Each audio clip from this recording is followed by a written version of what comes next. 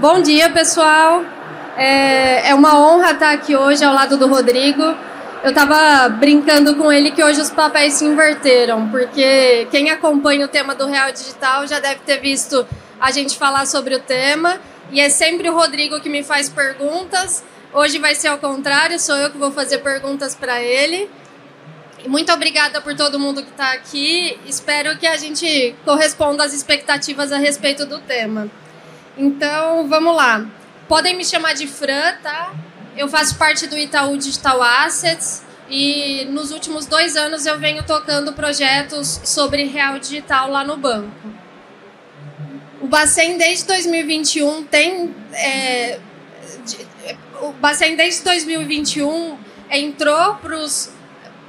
fez parte dos 100 bancos que estão olhando para uma CBDC. Eu não sei se todo mundo aqui sabe, mas CBDC é Central Bank Digital Currency, que são moedas digitais do Banco Central. E o Brasil está como precursor desse tema na América Latina. E o que o Banco Central está fazendo em relação a isso? Primeiro começaram os estudos. Eu já vou passar a palavra para o Rodrigo se apresentar. Só quero fazer uma pequena introdução. Primeiro começaram os estudos da moeda, depois eles lançaram o Lift Challenge, que foi um desafio para empresas do mundo inteiro para submeterem casos de uso de uma possível moeda digital brasileira. E agora, depois dos cases enviados e concretizados, a gente vai para uma próxima etapa, que é a etapa de piloto. E o Banco Central vem fomentando isso através desses protótipos, projetos, workshops, eventos. E o Itaú sempre esteve lado a lado ao regulador tocando esse tema, porque a gente quer fazer parte do que a gente chama que vai ser o futuro do sistema financeiro nacional. Bom, vamos lá. Tô com a minha colinha aqui. Minha primeira entrevista, hein, gente? Me deem um crédito aí. Bom, nessa trajetória tem uma entidade que se destacou muito, que é a Fenasbac. E eu vou pedir para o meu colega aqui de vários eventos e diretor de inovação da Fenasbac contar um pouco quem é ele, quem é o Rodrigo na fila do pão e qual que é o papel importante que a Fenasbac tem feito para contribuir para o futuro do sistema nacional. Obrigado, Fran. Primeiro é uma honra estar aqui, ser chamado para o painel com vocês e discutir um pouco com um dos parceiros que estavam no Lift Challenge, que mandaram propostas e casos de uso para a criação do Real Digital. O Rodrigo na fila do pão, a história é longa, eu vou fazer ela curta. Eu sou filho de mineiro com carioca, nascido no quadradinho do Goiás, tem gente que chama aquilo de Brasília. Eu ganhei um computador quando mal existia freezer. Meu pai, por trabalhar na Embratel, a gente recebeu um CP500 da Prológica. Eu tinha 8 para 9 anos de idade, isso aí é 83. Então eu tenho e-mail desde 83. Eu acesso a internet, que não é internet, desde 83. Eu sou um dinossauro da inovação tecnológica já. E há 10 anos atrás eu tive a possibilidade de entrar para a Federação Nacional dos Servidores do Banco Central. Então, o primeiro disclaimer é: eu não sou do Banco Central, nunca fui do Banco Central, nunca serei, não sei, né? Só Deus sabe o caminho da vida. Mas a gente assumiu, numa oportunidade que a gente teve, os laboratórios de inovação financeira e tecnológica do Banco Central. O Banco Central estava em um momento muito especial, que era procurar um arranjo, um desenho, um espaço para fomentar ainda mais a inovação financeira e tecnológica. Isso é virada de 17 para 18. Eu estava na federação nessa época. Existiam algumas referências. Uma das grandes referências era chamada Fintech Accelerator, do Bank of England. Então, você imagina, você tem um regulador fazendo uma aceleração de fintechs. Essa é a referência. E a gente fez esse desenho, então, no Brasil, para que você pudesse ter um espaço de inovação, um centro de inovação, para que você acelerasse inovações financeiras tecnológicas. Então, desde então, a gente opera isso com o regulador, coordena isso com o regulador. A federação é a Federação Nacional de Associações dos Servidores do Banco Central. A gente tem hoje mais de 400 pessoas trabalhando na federação, nas associações. A gente representa hoje mais de 4.200 associados, desde servidor na ativa, servidor apresentado. E a gente tem clube. Então, dependendo onde você pergunte no Brasil... O Itaú também tem, hein? Isso. Quando fala assim... quando a gente fala assim, a federação é a federação das ASBACs. O pessoal fala, o clube. Aí você fala, não é o clube. A gente tem clube. Né? Então, às vezes se confunde uma figura com a outra. E você falou, ano passado, acho que foi um ano super importante para a federação, foi um ano muito importante para o Banco Central e foi um ano muito importante para o sistema financeiro do Brasil, porque a gente operou 3 laboratórios ao mesmo tempo, o Lift Lab, que é histórico desde 2018, o Lift Learning, que é um braço que a gente faz iniciativas com universidades e faculdades, alunos, professores e pesquisadores, mas teve uma edição especial chamada Lift Challenge Real Digital. Quer dizer, um laboratório exclusivo para discutir, e acho que é super importante fazer a ressalva, para discutir caso de uso de uma possível moeda digital brasileira. Repara, o Banco Central não foi atrás de tecnologia de moeda, ele foi atrás de caso de uso da moeda digital. Por causa disso, você teve que apresentar a tecnologia. Mas a grande discussão foi para que serviria uma moeda digital, e eu acho que essa é parte do papo de hoje. Sim. Rodrigo, você trouxe um ponto agora a respeito do regulador trabalhar não só para bancões, né, como a gente escuta bastante, mas para fintechs e outras empresas de pagamento, enfim. E a gente estava falando sobre isso ali atrás e eu acho que vai muito em linha com a primeira pergunta que eu quero te trazer, que é como começou a discussão em torno do Brasil ter uma moeda digital. Ou melhor, né, como a gente está escutando por aí, uma moeda tokenizada. Eu acho que vai muito em linha da competição, né, e o quanto a competição ela é positiva para a inovação. É super interessante você puxar o tema de competição, porque o Banco Central é desse regulador no mundo que tem uma agenda estratégica aberta, que no caso dele chama BC Hash, Agenda BC Hashtag. Ela chamava Agenda BC+. Quer dizer, você tem um regulador no Brasil que diz, além de garantir estabilidade da moeda, para garantir poder de compra, né, com políticas monetárias, o regulador brasileiro, o Banco Central brasileiro diz, olha, me interessa a competitividade no sistema financeiro. Me interessa a inclusão no sistema financeiro, me interessa a transparência do sistema financeiro, me interessa a educação financeira, cidadania, educação financeira, e me interessa a sustentabilidade financeira. Então, o Banco Central brasileiro ele tem 5 dimensões de agenda que você pode chamar agenda para futuro. A competitividade é uma dessas agendas-chave. E a gente sabe que triggers tecnológicos, disparos tecnológicos, pulos tecnológicos reorganizam o espaço competitivo. E isso aconteceu, no mínimo, em 2008.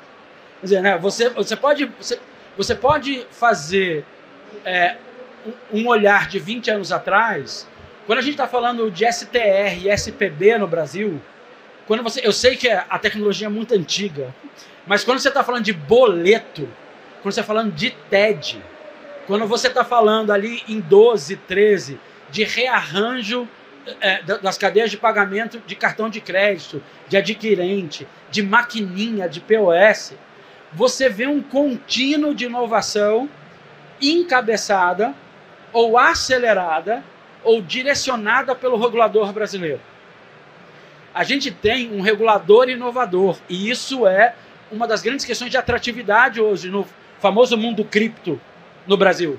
Porque o mundo cripto, o mundo disruptivo, o mundo que acha que Estado-nação não faz sentido, acha que o Brasil faz mais sentido por causa do nosso regulador. Então, as conversas de eletronificação, digitalização, né, no regulador, elas começam, na verdade, no começo dos anos 2000. Você tem conversas profundas de pagamento instantâneo a partir de 2004. Você tem paper publicado pelo Banco Central sobre uma moeda digital em 2017. O paper é escrito antes, o paper está escrito em 15. A publicação é de 17. Então a discussão de uma moeda digital, de uma futura moeda digital no Banco Central, ela tem mais de uma década. Tem uma frase que eu adoro, que é o seguinte: demora 10 anos para uma banda fazer sucesso do dia para a noite.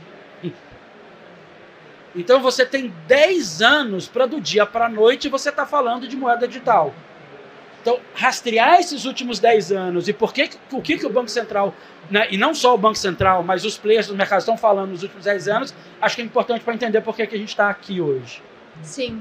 E uma coisa que é bem interessante, quando a gente começa a ver a CBDC surgindo, elas surgiram majoritariamente em países subdesenvolvidos. Porque quando a gente olha para esse tipo de inovação, a gente fala, não, Europa, Estados Unidos, e são países que ainda estão muito incipientes em relação ao tema. E por que isso? Porque cada país, cada banco central tem um motivador para lançar a sua moeda. E quando a gente olha para os primeiros países que lançaram sua CBDC, Bahamas, oh meu Deus, me fugiu agora, Nigéria, El Salvador, que são os primeiros países que lançaram, eles não têm um sistema de pagamento instantâneo evoluído como o Brasil. E aí, quando o assunto de CBDC chegou no Brasil, teve muitas perguntas, inclusive até hoje, em relação por que CBDC? Por que vocês querem lançar um real digital se a gente já tem o Pix? Quais são os benefícios desse real digital? Quais são os problemas que ele resolve? E aí a minha próxima pergunta para você a gente gosta muito de explicar, é um tema muito complexo. Quando a gente começa a falar Bitcoin, criptomoeda, real digital, o pessoal fala, do que vocês estão falando? Então, se eu precisasse explicar para o meu avô quais são os benefícios de uma CBDC brasileira, o que você diria para ele, Rodrigo? Essa é difícil, essa eu te peguei. Quantas horas a gente tem, que hora seu avô chega aqui? 17 minutos. Tá bom, 17 minutos. Eu acho que a melhor versão que eu conheço é Pix inteligente. Ponto. Por que Pix? E por que não Pix? Eu vou explicar as duas coisas. Não é Pix. Tá gravado. Não é Pix. Mas por que Pix inteligente talvez seja uma boa explicação? Porque você tem uma digitalização da economia e da sociedade. Quer dizer, a história clássica de a gente não revela mais foto. A gente não transforma mais uma imagem numa representação física dela. A gente deixa a representação digital daquela imagem. Ok. A gente tem cada vez menos impresso dinheiro. A gente tem usado cada vez menos a representação física do dinheiro. Dinheiro, papel, moeda. Dinheiro, moeda. Nota e moeda.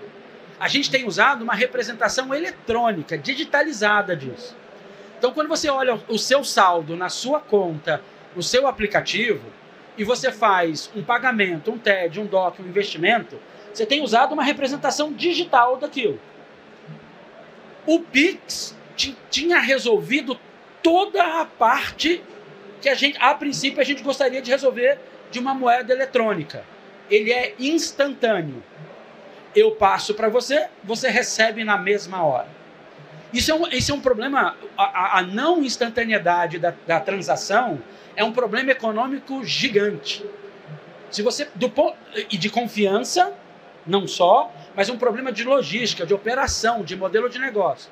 Você imagina o que é para um varejo eletrônico fazer promoção de um item que ele precisa rodar no estoque e todo mundo reservar o item no boleto para decidir se vai comprar ou não nas próximas 48 horas.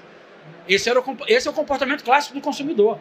Você não está comprando no boleto, você está reservando para pensar depois.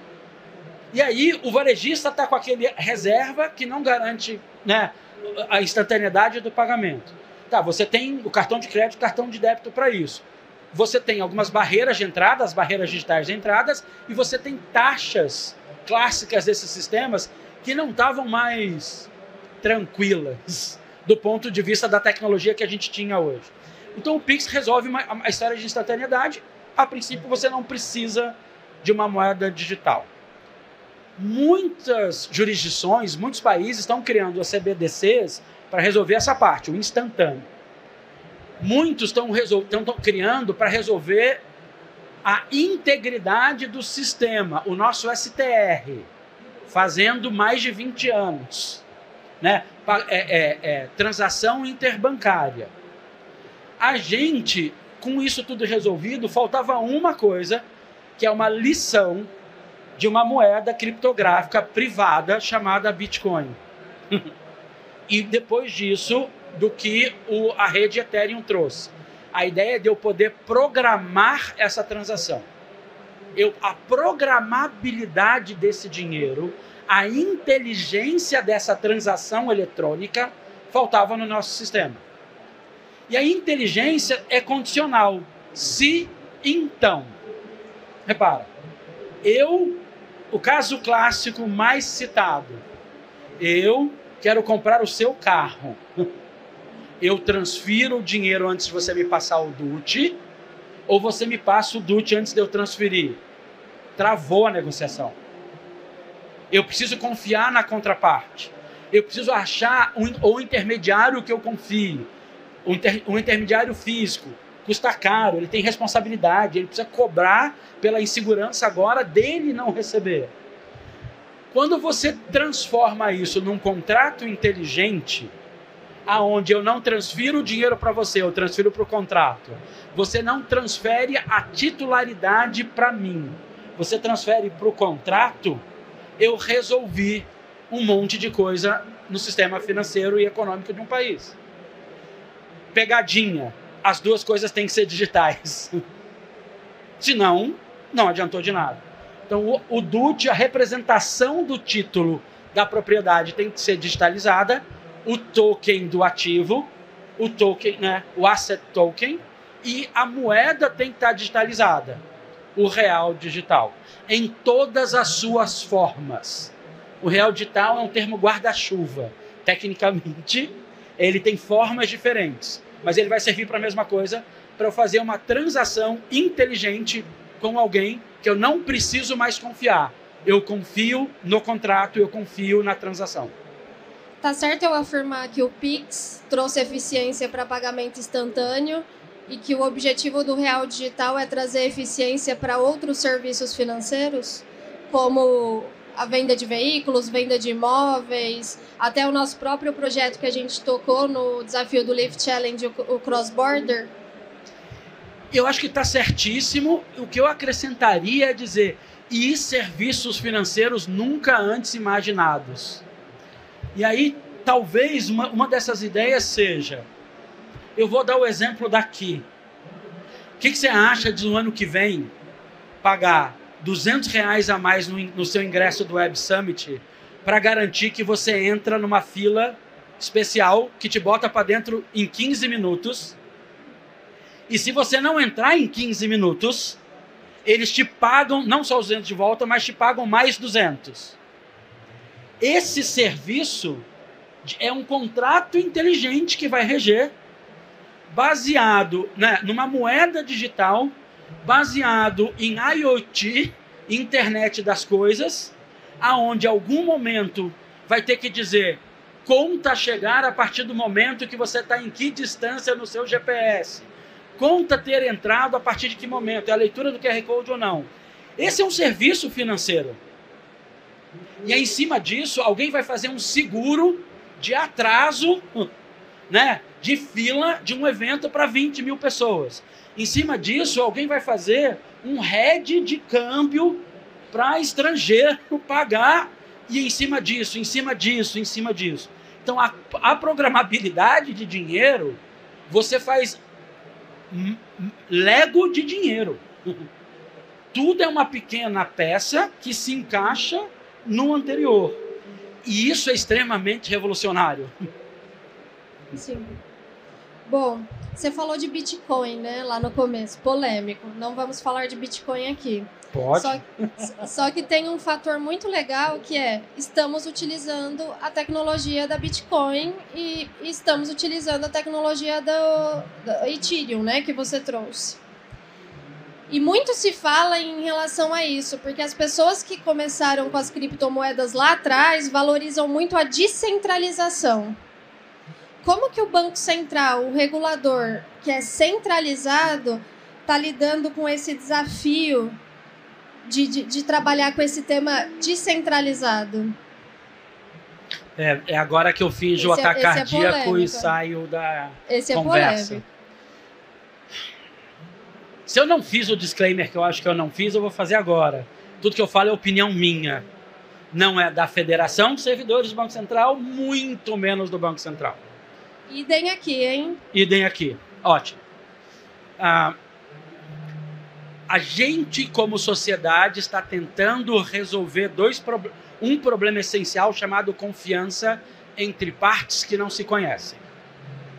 Confiar em mãe, confiar em pai, confiar em amigo de infância é algo que a gente resolveu mais ou menos e está disposto a pagar o preço quando dá errado. Confiar num fornecedor, confiar num contratante, num contratado, num prestador de serviço, é algo que a sociedade está tentando resolver há milhares de anos. Existem tecnologias e arranjos sociais para isso. Da parte bancária, a gente criou a instituição financeira chamada os bancos comerciais. A gente criou as ETVMs, a gente criou, né, as cooperativas de crédito, tem outros arranjos. E a gente criou figuras e tecnologias para resolver. O blockchain, a tecnologia usada pelas criptomoedas e provavelmente pela grande maioria das CBDCs, né, moedas digitais centralizadas por Banco Central, é uma das tecnologias que faz essa promessa. A gente pode descentralizar. Eu não conheço nenhuma solução que seja 100% uma coisa ou 100% outra. Eu não acredito na descentralização total do sistema financeiro. Como eu não acredito na centralização total do sistema financeiro. Eu não tenho um único banco, chamado Único Banco do Brasil. Eu tenho várias instituições financeiras com características e desenhos diferentes, que têm produtos e serviços diferentes. E o Banco Central brasileiro tem aberto possibilidades de novas figuras. A gente estava conversando sobre iniciador de pagamento, que é uma figura que muda o cenário de como a gente opera finanças. O Banco Central criou uma figura nova chamada encaminhador de proposta de crédito, sem falar de SCPs, SCDs, as próprias cooperativas. Então, onde o Banco Central se inspira? Ele se inspira na ideia da descentralização. Ele tem essa declaração, o Banco Central e a moeda digital brasileira se inspira em DeFi. DeFi, Decentralized Finance. Se é para continuar em inglês, as DeFi as possible. O que significa que não é 100% DeFi. É até onde a descentralização pode ir. A minha visão é: o Banco Central está desenhando um círculo e dizendo, dentro desse círculo existem ativos regulados. Dentro desse círculo existe a moeda do Banco Central. Aqui dentro você tem um lugar para reclamar se der errado. Qualquer coisa fora desse círculo, a gente não se envolve nele. Então você vai poder fazer apostas DeFi, entendendo que você não tem ninguém para reclamar do que acontecer para o lado de fora desse círculo. A inspiração de DeFi está dentro, o DeFi está fora. O 100% DeFi está fora. A inspiração está dentro.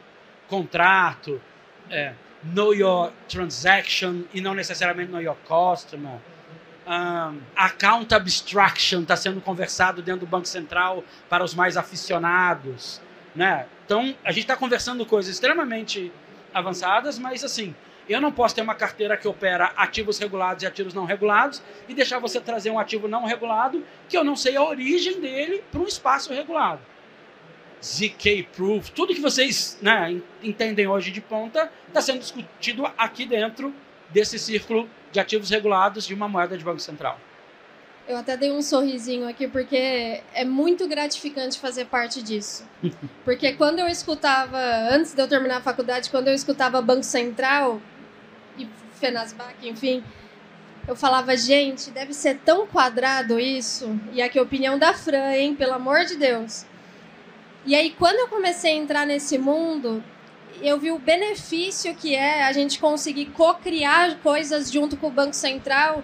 E ao longo do ano de 2022, nós trabalhamos juntos no projeto do Lift Challenge. E a abertura das pessoas do Banco Central, da Fenasbac, para escutar o que a gente tinha para trazer de disruptivo. Eu lembro até em determinado momento que a gente trouxe uma sugestão lá e provocaram a gente, não, traga algo mais disruptivo. Aí a gente falou, opa, o Banco Central falando para a gente trazer algo mais disruptivo.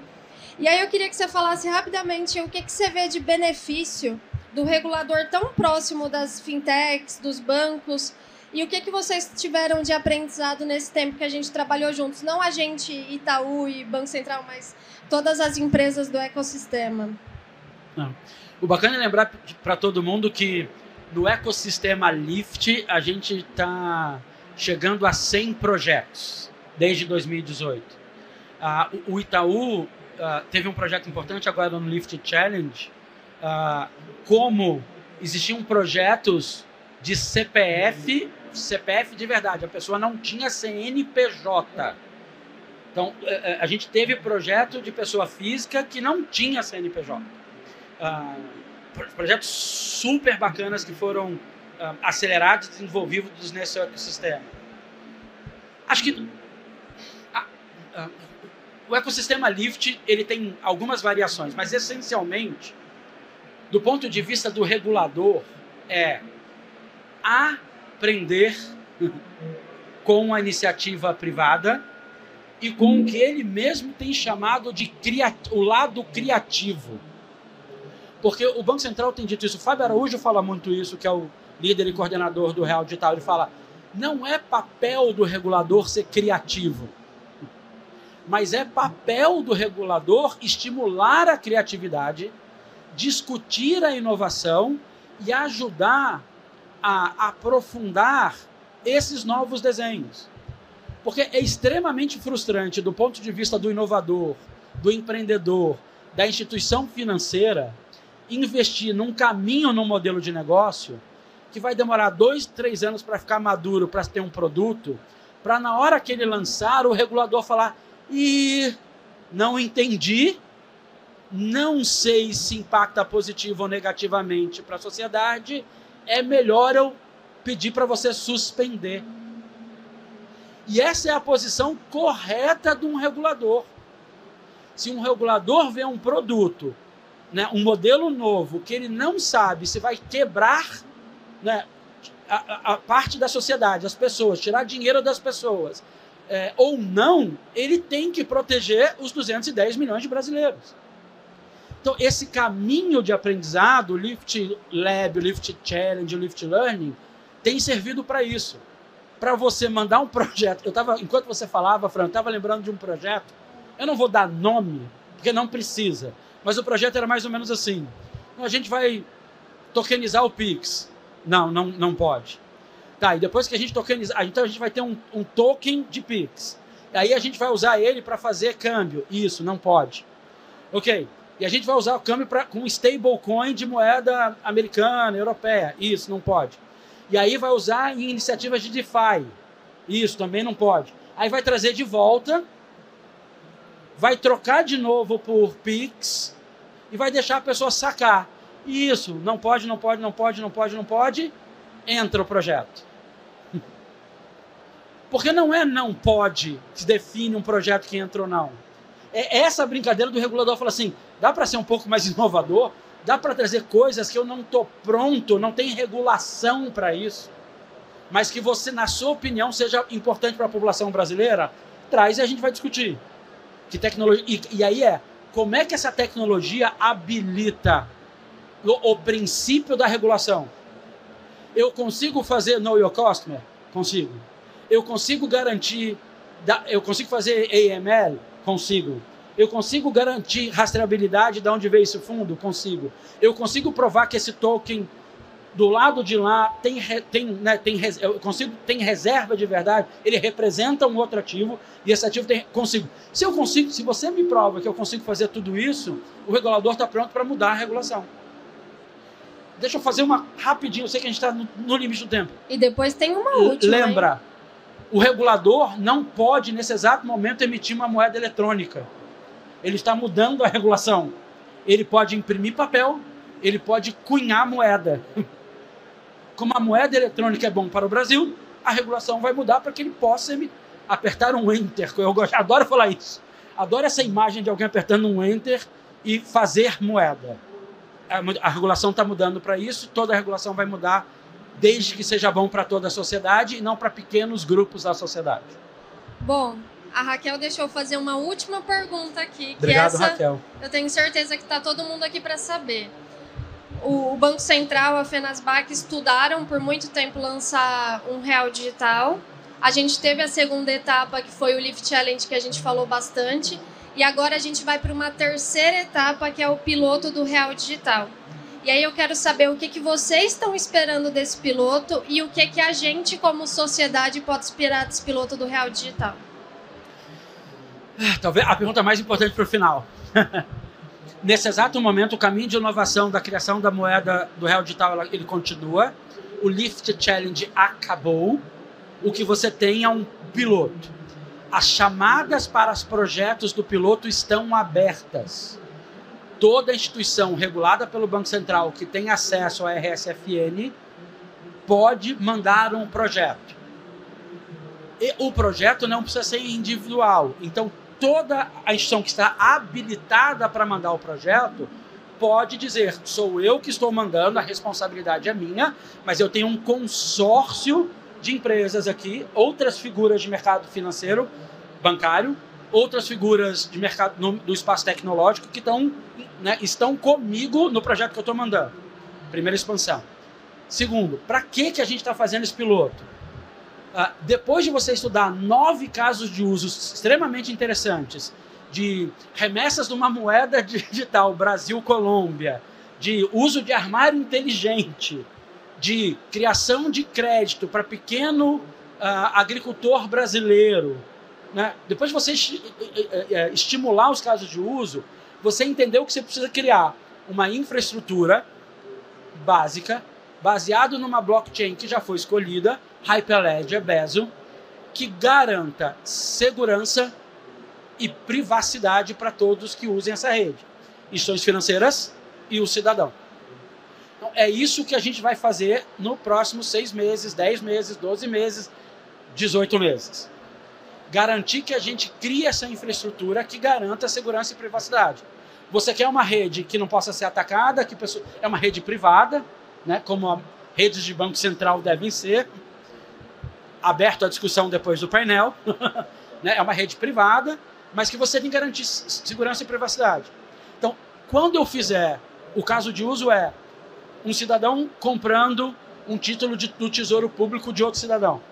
Então, quando eu, Rodrigo, for comprar o tesouro tokenizado que está com a Fran, eu quero preservar essa informação da rede inteira. Eu não quero que, além do meu banco, ninguém saiba quanto eu paguei por isso, por exemplo. Então, existe uma questão de privacidade. Eu não quero que a pessoa saiba da onde vieram meus fundos ou se eu estou pegando um empréstimo para comprar. Então, você tem algumas questões de privacidade e segurança da rede que você só descobre fazendo. Como a gente tem clube, a metáfora que eu mais gosto é dizer o seguinte: o jeito mais caro de saber se um parque aquático com toboágua vai atrair pessoas no seu clube é construindo o parque aquático. Então, o que a gente está fazendo são passos anteriores. Faz a piscininha, faz o primeiro escorregador, vai construindo e garantindo segurança e privacidade. Depois disso, centenas de casos de uso. Por enquanto, um caso de concentrado. O que a gente quer? A gente quer todo mundo, a gente quer bancos laranjas, bancos roxos, bancos amarelos, bancos verdes, cooperativas verdes. A gente quer iniciadores de pagamento, a gente quer infraestrutura de mercado, a gente quer bandeira, a gente quer todo mundo que pode mandando o projeto para escolher número mágico 10, 8, 12, 15, para que a gente comece o piloto. E não é só um, né? Eu gosto muito de falar sobre isso. São todos esses juntos que vão construir o futuro do sistema financeiro nacional. Muito obrigada, Rodrigo. E obrigada a todo mundo que assistiu até agora.